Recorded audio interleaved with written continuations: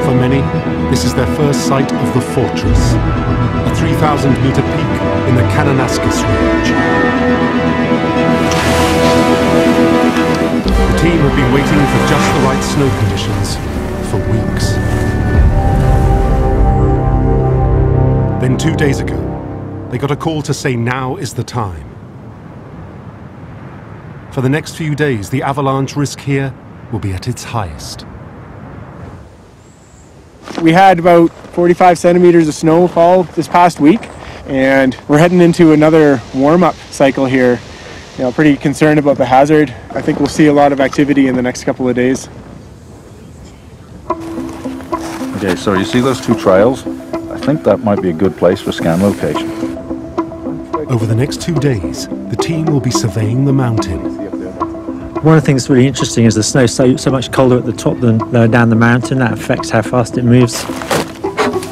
They are trying to learn all they can about the snow conditions before triggering what will be one of the most closely studied avalanches of all time. All right, that's it. Installed.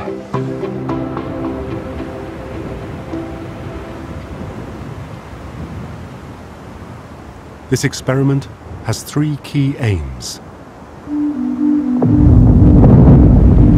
First, the team want to test their understanding of avalanches. They're trying to predict the size, path, and power of the one they will set off.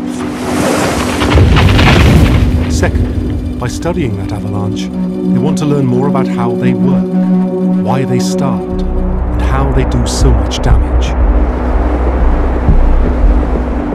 And thirdly, they want to better understand what it takes to survive an avalanche. The star of the show will be this car, which is going to become a mobile laboratory.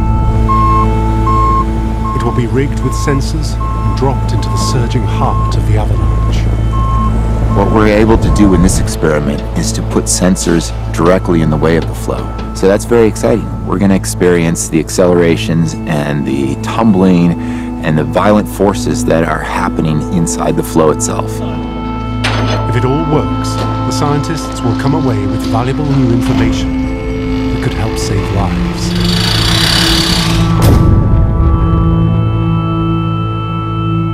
But the team are in a race against the elements.